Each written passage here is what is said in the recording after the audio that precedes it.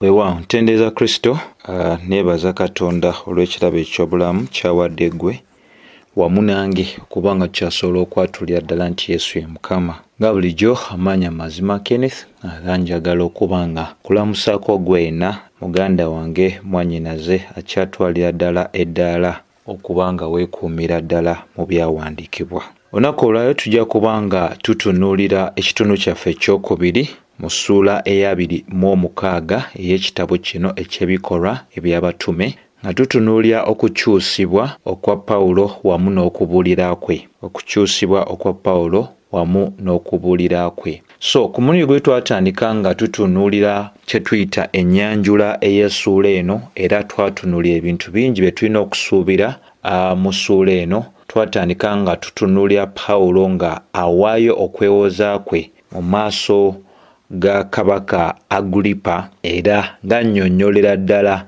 ensonga ekwata ku ebyo ebyali bimogeddwako ebyali eby'obulimba. Wamu ate era n'okuba nga yayingizaamu ensonga y'okunnyonnyola kiki ekyagenda maaso n'okuba nga kyali kinnyonnyola obulamu bwe luli emabega bwe yali nga tannasinsikana Mukama waffe Yesu Kristo. So olunaku olwo tujja kuba nga tutunuulira essuula eno eya 26 olunyiriri olw'12 paka ku lw'23 nga twetegereza ddala ku nsonga eno ey'okukyusibwa okwa Pawulo oba okuzaalibwa omulundi ogwokubiri okwa Pawulo wamu n'okusomesa kwe. So bw'oba osomye essuula y'e12 esomesa nga eraga nti awo bwe nnali nga ŋŋenda e Damasiko nga nnina obuyinza okulagirwa okwava eri bakabona abakulu. So ng'era bw'eri enkola yaffe okusoma ekyawandiikibwa ate ne tukinnyonnyola era ojja kizuulira ddala nti kitulaze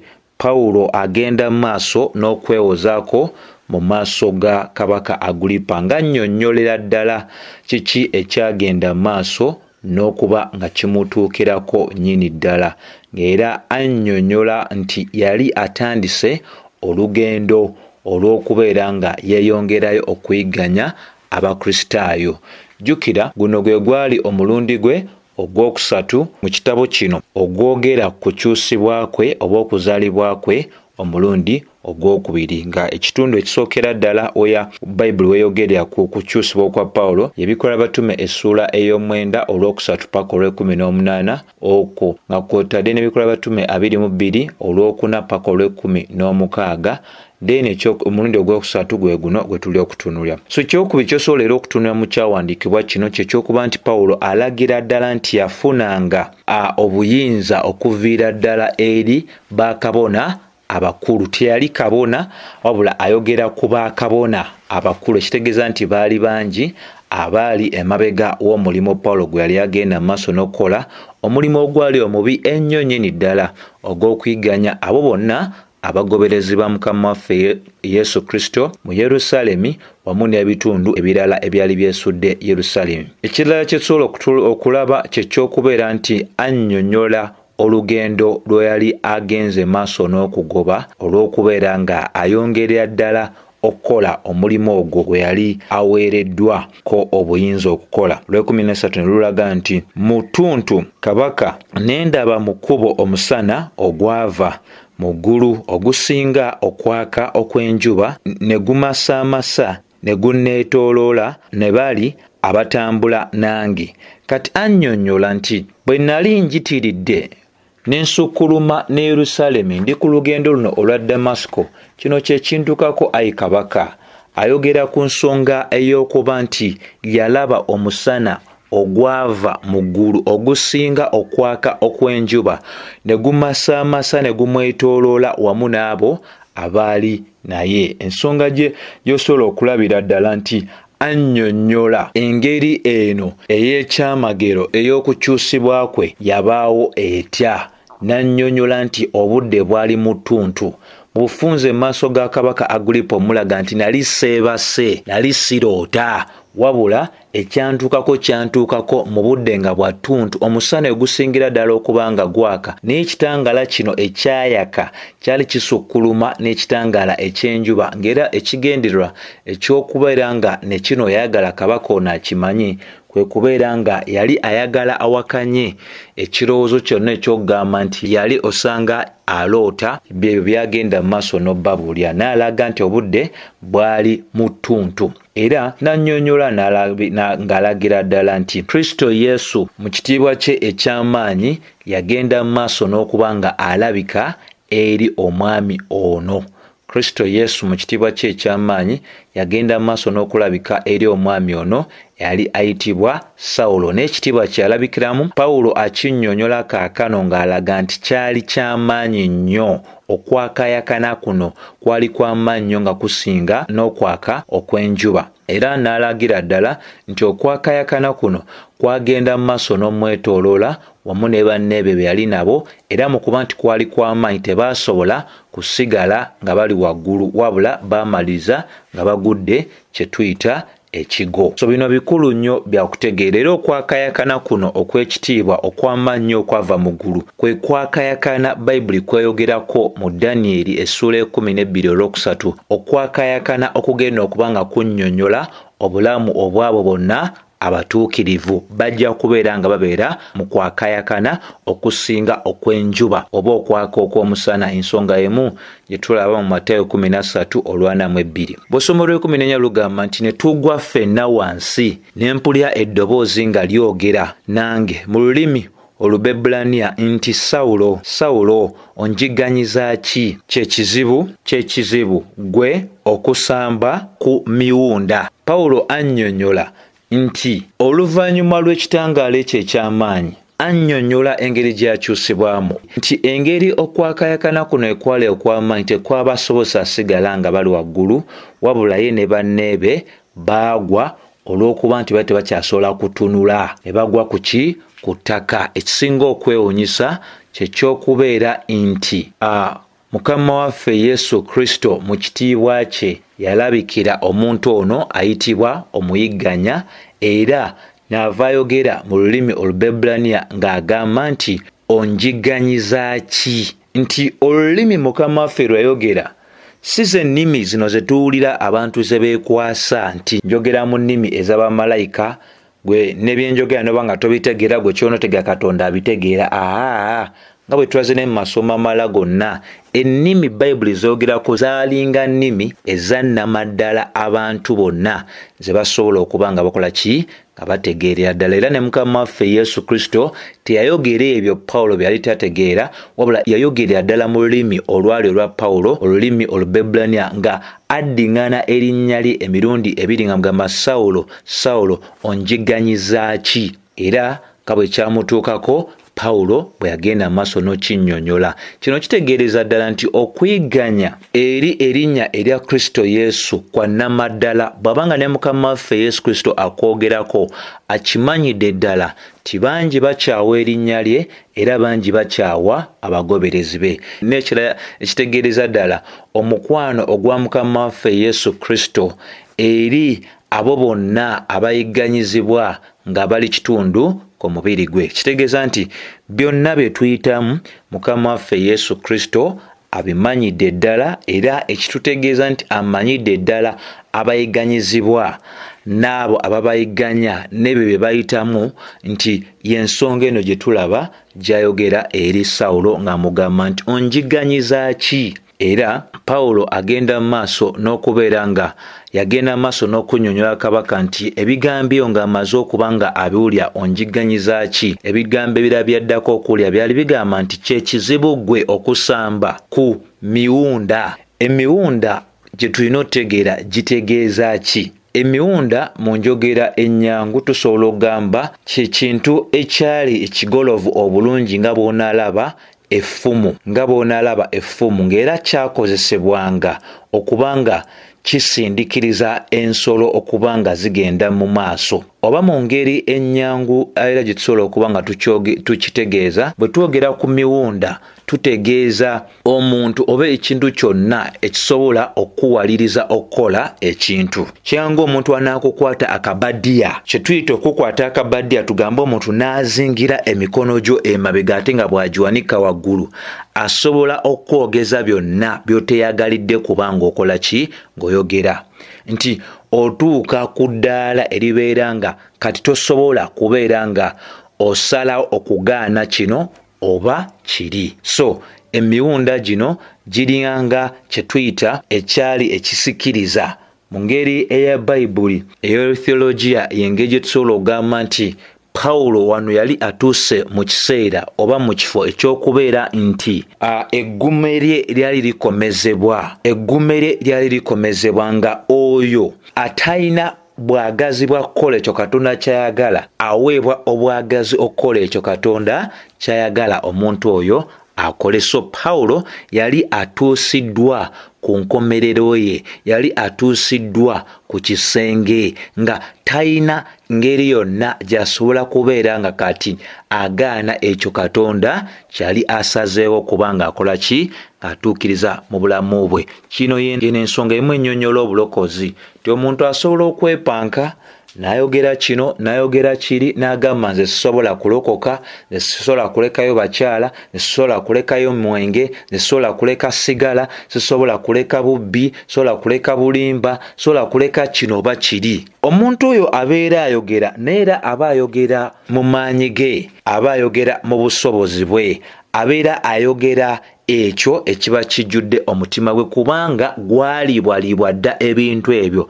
Kati gubanga gwalibwalibwa dda ebintu ebyo ayogera nga ava ku bujjuvu obw'ekyo ekyali adda omutima gwe. Naye era omuntu oyo ayogera kyogera kubanga aba tannaba kubanga akomebwako amaanyi ga Katonda. Naye omuntu oyo bw'akomebwako amaanyi ga Katonda y'omu gw'ojosanga enkya nga ajulya nga agamba nti nze waliwo ensonga eno n'eri gye nali sisuubira nti nsobola okuleka naye neewuunya Mukama Katonda waffe kiki yakola obulamu bwange, kiki yantuusaako ng'ebyali bimpangula luli kaakano biwangulira ddala. So bwe kityo y'ensonga y'emu Mukama waffe Yesu gye yali agenda amaaso n'okuba nga annyonnyolera ddala omwami ono ayitibwa Sawulo luli nga tannaba kufuukira ddala Pawulo okubanga amulaga nti byonna yali abikoze naye enkomerero y'ebyo byonna byali agenze mu maaso n'okuba nga akola yali kaakati etuuse.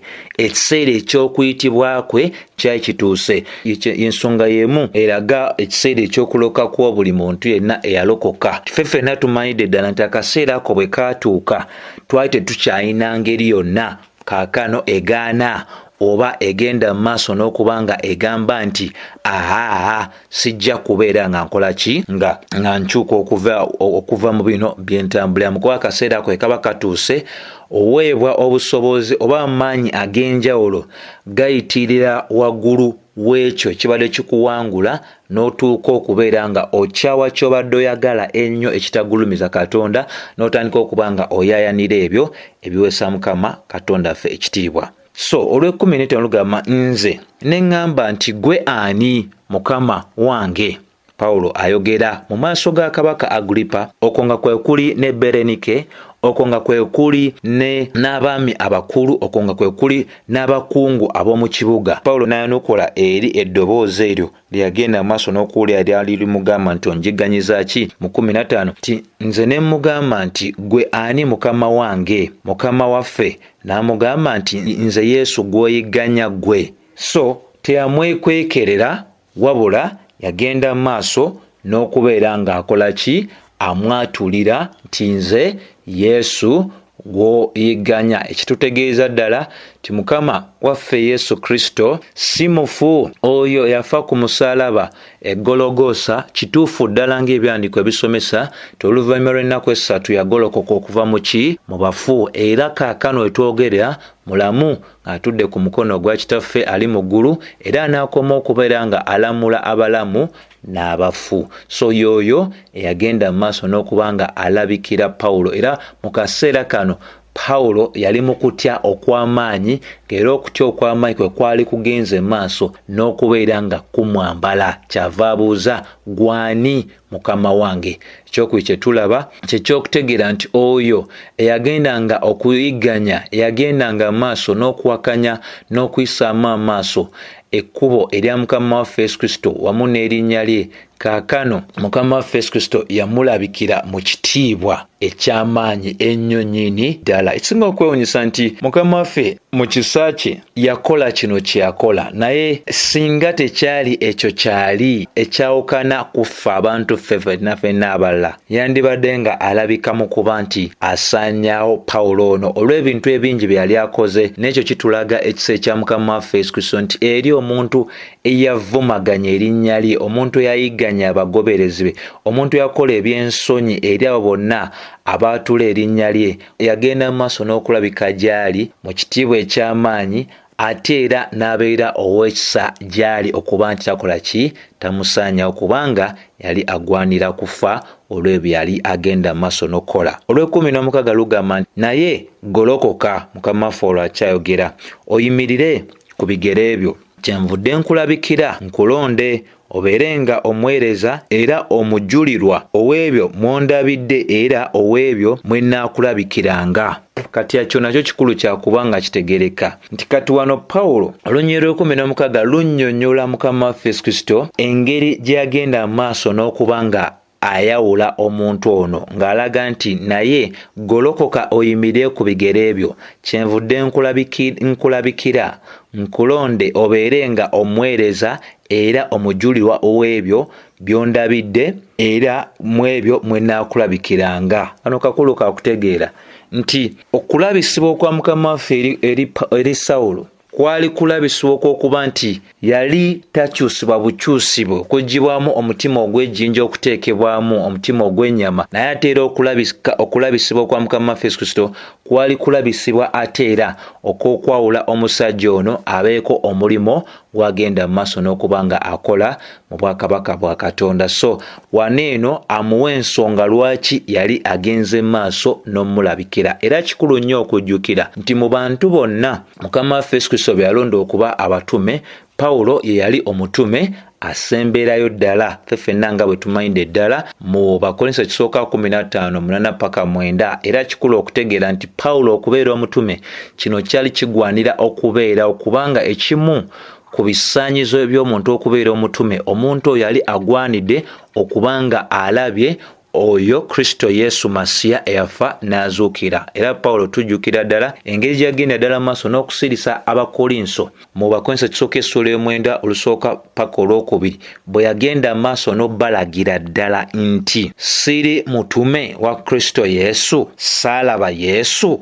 So kitegeeza nti ekimu ku bisaanyizo ky'omuntu okuba omutume yali agwanidde okuba nga alabye mukama waffe Yesu Kristo nga tannafa oba okumulaba ng'amaze okuzuukira. So ate ensomesa ya Bayibuli etulaga kaakano mukama waffe Yesu Kristo takyalina muntu yenna gw'alabikira, kubanga omutume asemberayo ddala gwe yalonda ye Pawulo. Y'ensonga lwaki bw'oba osomye ebyawandiikibwa bikulaga ne mu Bikola by'Abatume essula 12 nti oluvannyuma lw'okufa okwa Yakobo, mukama waffe Yesu Kristo tyaddamu kulonda muntu yenna kutwala kifo kya Yakobo, kubanga ennamba yali ekoze ki? Eweddeyo. So leero bano betuwulira abeeyita abatume beewayiriza bwewayiriza na butamanya byawandiikibwa, ate era ogwanidde okubeera ng'okitegeera ti Katonda mu kisa kye eky'okuluŋŋamya n'okuteekateeka ebintu olina okuba nga okizula nti Pawulo teyanoonya kulabikibwa kwa mukama waffe Yesu Kristo, kubanga ekyo tekiri mu maanyi g'abaana b'abantu.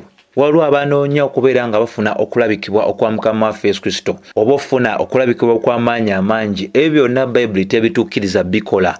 Katonda mwene alina amaanyi n'obuyinza ku bintu byonna, yekka yasalawo okukola kino oba butakola kiri eri. Bayibuli nambulukufu buki bulungi nnyo nyini ddala. Ate era tulina okitegeera nti mu batume bonna teri mutume yasinga kubeera nga afuna okulabikibwa okwa mukama waffe Yesu Kristo nga omutume ono Bayibuli gweyita Pawulo, kubanga ate era ojja kuba nga okitegeerera ddala nti Bayibuli ennyonnyola mu bifo bingi nnyo yagenda mu maaso n'okuba nga akola ki? alabikira omwami ono ate era ensonga zaaliwo. Bayibuli etulaga nti Pawulo yayita mu by'okwegganyizibwa byali bingi nnyo era yali yeetaaga n'omukono ogwa Mukama waffe Yesu Kristo okubeera nga ekiseera kyonna agenda maaso n'okubeera nga azzibwamu amaanyi oba agumizibwa. Jjukira yatandika okulabika gy'ali wano wetuli okulaba essuula ey'ebikola by'abatume 9:6. Then tujjukire bulungi n'ebikola by'abatume 18:9 bwe yali mu Kolinto n'abuulira enjiri ekiseera ekyali ekinene nga teri n'omu ayanukula eri njiri. Mu kiro ekyo n'agenda maaso n'okubeera ng'amugamba nti yali tagwande kuggwaamu maanyi.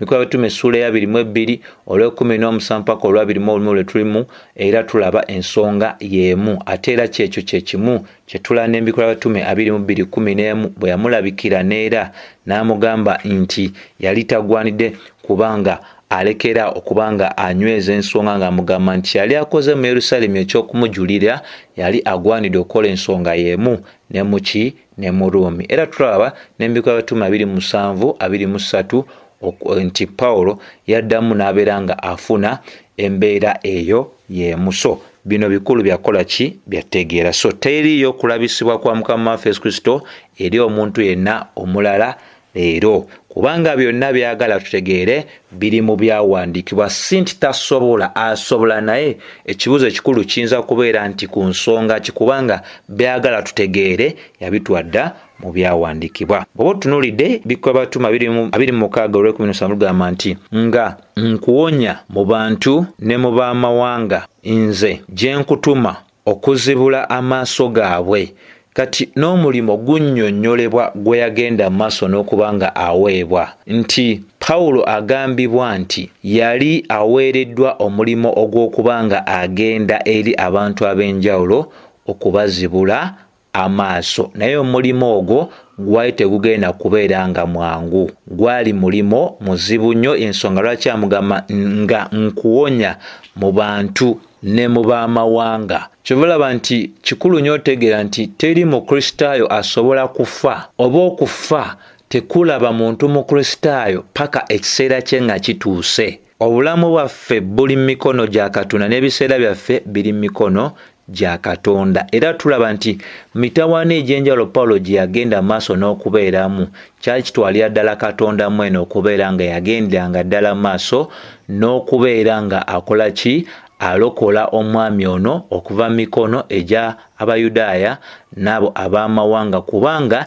yali alondeddwa nga ekibya kya Katonda. Jjukira bulungi bikola by'abatume 9:15. Ate era tulaba Pawulo y'omu anyweza ng'alagira ddala nti Mukama waffe Yesu yali mwesigwa eri ebigambo bino. Bw'oba osomye Timoseewo ekyokubiri 3:10 ate era n'oba ng'osomye Timoseewo ekyokubiri 4:16 paka 17 nti bingi byagenda maaso n'okubeera nga abeeramu oba tugambe nti emitawaana gyali mingi naye gyonna Mukama waffe Kristo yagimulokolamu gyonna, newankubadde bonna byali amanyi baamuviira ne bamwabulya ne bamulekaawo, naye ate Mukama waffe Yesu Kristo yatuukiriza ekigambo kye ekyo kinyweza eri ggwe nange okutegeera nti eyatusuubiza mwesigwa ate era ajja tuukiriza byonna byasuubiza era tewaliwo mbeera yonna gy'asobola tulekereramu.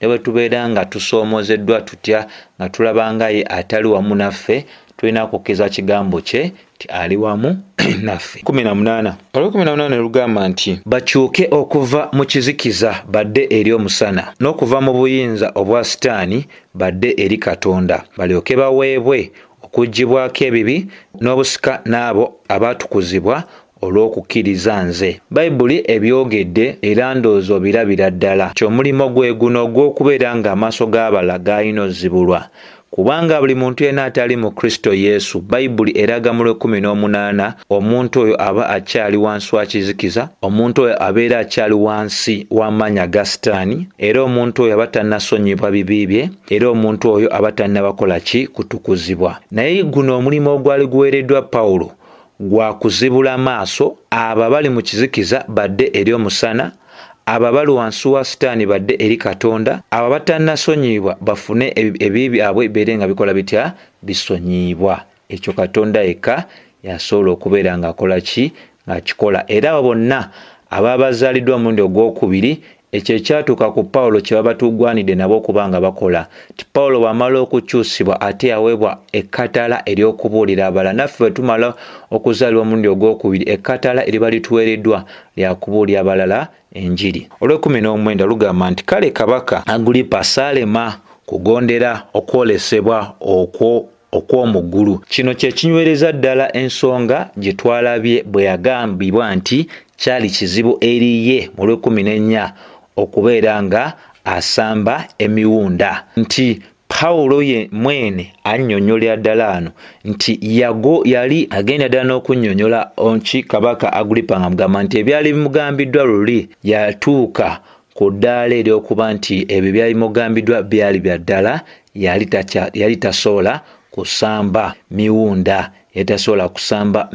era yali mu kifo kaakano ekyeweerayo ddala eri okwolesebwa okwo okw'eggulu okwakola ki, okwamutuukako, kubanga yali amaze okuba nga alabye Mukama waffe Yesu Kristo eyazuukira okuva mu bafu. So olwabiri lulaga nti naye nasooka okubuulira ab'omu Damasiko ne mu Yerusaalemi era n'ensi yonna ey'e Buyudaaya n'abamawanga okwenenya n'okukyukira Katonda nga bakolanga ebikolwa ebisaanidde okwenenya.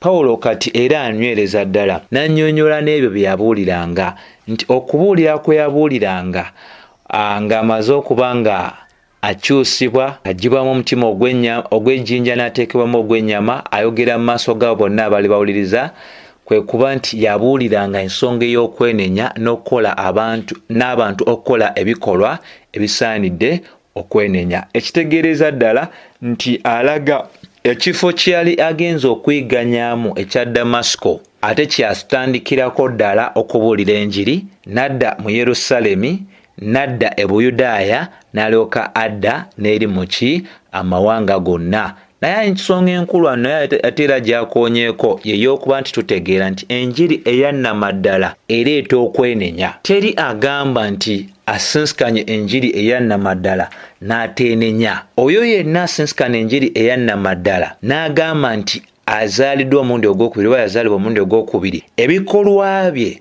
biba bisaanira okwenenya, bigoberera okwenenya. Agamba nti yazaalibwa omulundi ogwokubiri naye nga ebikolwa bye bikontana n'ebikolwa ebiraga nti omuntu bw'ati bw'aba afaana eyenenyeza, omuntu oyo abeera alimba. Tetulokolebwa lwa bikolwa, wabula ebikolwa tubikola ebirungi okukakasiza ddala nti twazaalibwa omulundi ogwokubiri. Y'ensonga gy'olaba mu Yakobo 2:18, mu Matayo 7, mu Matayo essula 3:7 n'olw'omunaana. Kitegeeza nti omuntu eyenenyeza akyawa ebyo byayagalanga ate n'atandika okwagala ebyo byakyawanga. Olw'abiri Abayudaaya kyebava bankwata mu yeekaalu ne bagezaako okunzita. Jjukira bino tebaabyogera, naye kati nabyo Pawulo alibyogera nti essuula eya-21 olwa-26 paka 31 lunnyonnyola engeri Abayudaaya gye baakwatamu Pawulo. Ekigendererwa kyabwe kyali kya kumutta kubanga ye mu kanyomero kano bagenda omusanga yali yamaze dda okuba nga yakyusibwa dda nga tasobola kubeera nga awakanya oba nga asamba eri emiwunda. So kino nakyo Kabaka yalina okitegeera. Olwa-22 Bayibuli kyeva egenda maaso n'ennyeza n'egamba nti kale bwe nafuna okubeerwa okwava eri Katonda okutuusa ku lunaku luno, nyimiridde nga ntegeeza abato n'abakulu nga soogera kigambo wabula bannabbi ne Musa bye baayogera nga bigenda okujja. Anyweza era ng'alagira ddala bo bonna abaali batudde awo kwegamba bakuŋŋanyizibwa, ng'okuŋŋanyizibwa kwabwe kwa kuyambako Fesuto okufuna ebyokuwandiika kw'ono omusibe. Naye mu maaso ga Katonda okuŋŋaana kwabwe, kuba Katonda y'ateesa ebintu byonna eri Katonda ebintu byonna bikola ku lw'obulungi, bo kye bataamanya nti Katonda yayagala bawulire enjiri eno.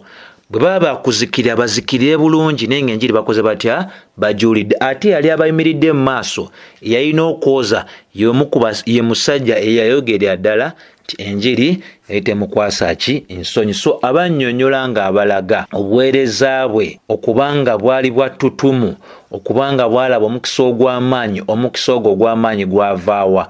Alaga nti nno yafuna okubeerwa, ng'era okubeerwa okwo kwava eri Katonda, era Katonda oyo yagenda mu maaso n'okubanga amukuuma okuva eri ebintu eby'enjawulo ebyabigenda mu maaso n'omukolebwako, wabula n'okunnyonnyola ddala nti talina kipya kyali ayogera, wabula yali ayogerera ddala ebyo ebyali byawandiikibwa bannabbi ne Musa nga byali byakutuukirizibwa. Luka 24:14 ne27 enyweza ensonga y'emu. Ensonga y'emu gye tulaba mu Yokaana 5:46 ne Mukama waffe Yesu Kristo yagamba Abayudaaya, mugamba nti mugoberera Musa, naye singa Musa byawandiika mwali mubikkiriza, mwali badde nga mukola mutya? Munzikiriza. Kuba Musa talina kyawandiika nga tasonga kunze, ate byawandiika yabifuna okuva eri nze. So Abayudaaya eno ensonga gye balina ey'okuba nti n'ebyali byawandiikibwa eri bo tebagenda mu maaso n'okuba nga bakola batya? Nga babigondera, wabula okuba nga bakola batya?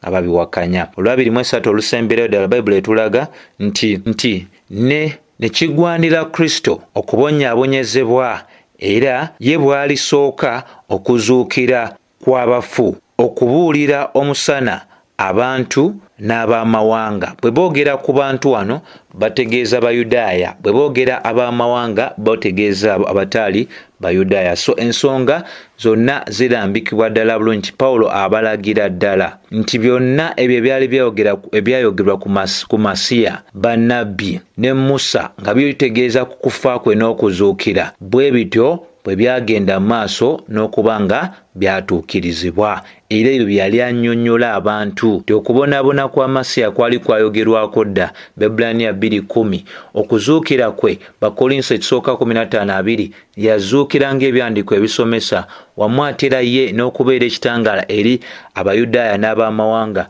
Bayibuli yali abyogerako dda mu Luka 2:3-2. So ye ensonga Pawulo bwe yagenda ddala mu maaso n'okuttaanya ebyo ebinnyonnyola okukyusibwa kwe n'okubulira kwe okw'enjiri. Era mulimu bingi bye nsuubira nti bw'obanga obadde muwuliriza omwegendereza ng'olina ky'okoze ky'oyize, nga kijja kukuyambira ddala okubeera nga omanyira ddala nti mu ebyo byonna by'oyinza okuba nga oyitamu, Mukama waffe Yesu Kristo mwesigwa, tugwanire kuba nga tukuumira amaaso gaffe ku ye, ate byonna ebitutuukako oba okusoomozebwa kwonna si kupya gy'ali, byonna abimanyi, ebitusoomooza ate era ebitubonyaabonya. Nsaba Katonda nga bw'ali ow'ekisa akozese obubaka buno bukuyambe okubeera nga osimbira ddala emmizi Mukama waffe Yesu Kristo. Bw'anaabakkiriza ate tunaatandikira ku Lwabiri 4 okuba nga tutegeera ddala ensonga endala ezagenda mu maaso n'okuba nga zoogerwa. Weewaawo.